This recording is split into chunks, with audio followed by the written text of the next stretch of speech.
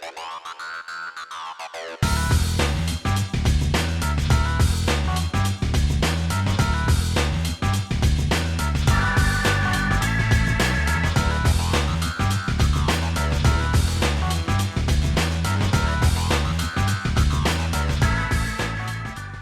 name is Orikiriza.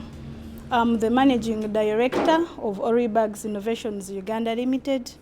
And at Oribags, we do the manufacture of Go Green paper products, including gift bags, boxes, stationery, as some of you have visited our booth.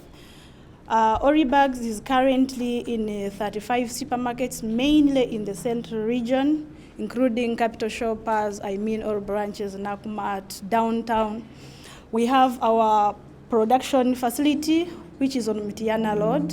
That's where we do our production and development of these products into bags, boxes, and others, mainly also stationery products.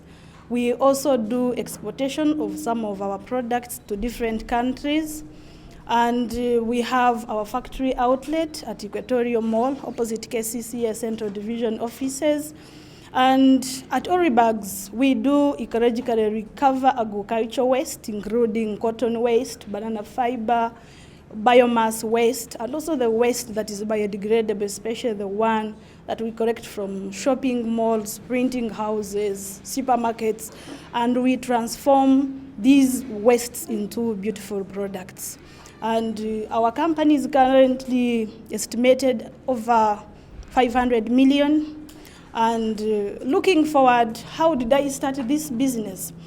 I started this business when I was a university student at Makerere University. I was a young girl, and having been a leader at some of the associations at the university, I had come to know different organizations, institutions, agencies, and I remember one in particular. It was Uganda Industrial Research Institute, which I approached. Being a young girl, I was also looking forward to having that sustainable business. So after several visits, after several follow-up meetings, I managed to be on the business incubation program as one of the in-house incubatees. And I remember it was very trying because I was a student in my first year. I had a team of people to work with, especially in the pilot plant where we had been allocated space. So I would leave sometimes the production facility very late as I go back to Makerere University because I was staying in a hostel. But to me, business was very exciting. And with my team, we were in position to produce the first paper products to the market. And I remember even towards the end of 2007, the government had put a ban on the plastic bags. To me, it played in our favor, though it didn't take much long for us to enjoy those benefits, but it didn't also take us back. We kept on. And in 2009, that's when we registered our business with Uganda Registration Services Bureau. And to me, this brought a lot of enormous opportunities because now people knew we are a registered entity. I remember now the first supermarkets that gave us business. The first supermarket I remember was Capital Shoppers.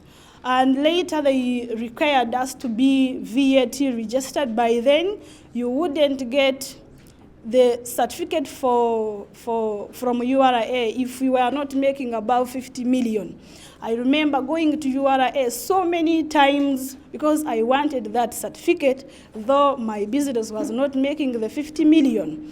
After several trials, follow-up meetings, trying to connect through the people I had known, we got the certificate, and that's when we were in position now to penetrate the big markets because supermarkets, then also agencies, organizations, especially those formal ones, required someone to have a certificate from URA. So to me, business was exciting. And in 2010, Oribags got an award from the SEED initiative, which was sponsored by United Nations Environmental Program and the International Union Conservation of Nature. So it also attracted the media, and we were in position whenever we would be, especially in the market, looking for customers because people had read us about us. So it was very easy to get along. And in 2011, there came so many challenges, especially at the incubator, because the space was not enough.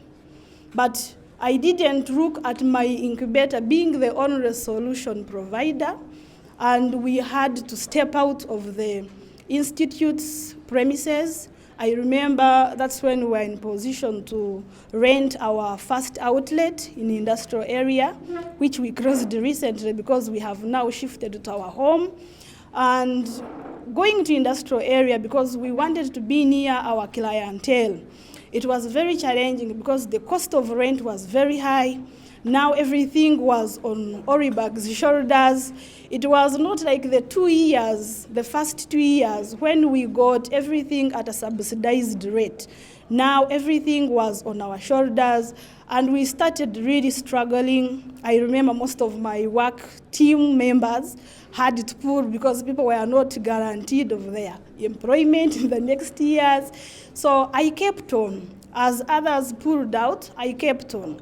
So in 2012, through research and development, we had brought more partners on board, including the Uganda Women Entrepreneurs Association. I had come to know other business plan competition platforms. So I was in position to now have our own facility, which we started from scratch because we had to put a good structure. So in 2012, I was in position now to move my employees from industrial area now to our facility along Mitiana Road. And to me, the business journey has been exciting. It has also been challenging, being a young mother, balancing business and family, because somewhere as a woman, there are some traditional ties which still also hold us back. There are those moments I remember when I would be having a workshop, a conference, or an exhibition in Europe, as these other previous entrepreneurs have said, that people who recognize our works, they are beyond our boundaries. So to me, I remember making a decision to leave my young children to go and attend, because the business by then was also relying on the input I would inject in. So, but the good thing, I had made the formal education that I attained from school and the right choice of a partner who recognized my position in the business, who knew that it was very necessary for me to go and represent the business. He would also take some days off. He stays home. He looks after the children. I go knowing that actually I have a partner who believes in me. So to me also, it gave me a leverage for the business to stay afloat. Yes, financing has been a challenge, and it will always be a challenge for any business practitioner. And it was very hard to access financing, especially from lending institutions, and because they need developed assets, they need you to have security for the money they are to inject in you. But how I was in position, there are those customers who would advance some down payment. I would go there and first pitch, they would give us some down payment, but that was on a smaller extent.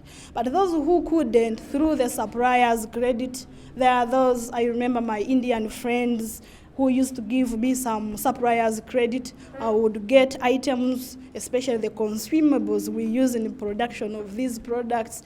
They would give me some credit and work on the order and be in a position to supply and keep on the business.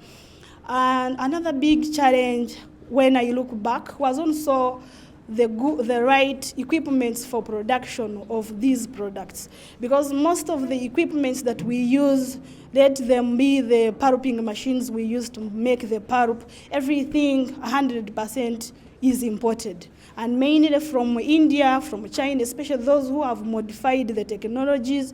So I remember I would go get the designs, I come back, the local fabricators here would scribble around, I go to Katwe, I make something, it does not come out, I get complaints from customers, but it kept me on. And then later, through some exchange programs, I managed to bring some experts here who would be with us in production. They take on our staff, especially in those areas where we thought we would make most of our products with the least machines that we had.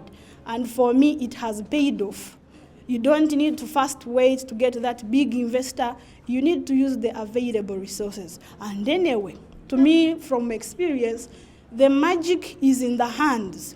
When you go to these supermarkets we supply, you will not think that we use somewhere 100% we use our hands.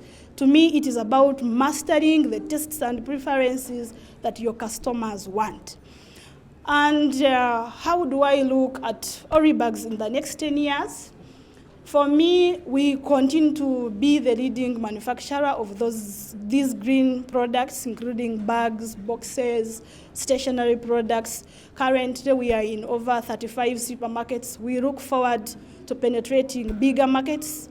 I look forward to implementing our primary production center model, where especially in areas where we get our raw materials. Mainly we use cotton waste and some waste that is generated in supermarkets. So we want also to penetrate down. We give these farmers more skills, especially on waste management and handling and also packing of this waste to the factory. I also look forward to having more branches, more distribution centers, especially because currently we are mainly concentrated in the city, especially in central region. So we want also to upscale to regional branches, Mbare, Mbarara. Mbarara, we have there some few supermarkets, but we want to dig down, especially through wholesalers and the retailers, and we have already started discussing this. I also look forward to making more profits, but at the same time, we must also benefit the people with the right skills, and also at the same time we cater for Mother Planet, because that's where we feed. And without catering for our Mother Planet, our businesses will not be sustainable. And finally, I also look forward to having more partners on board, especially those who buy in our business model of benefiting the planet, at the same time making a profit. And thank you so much, ladies and gentlemen.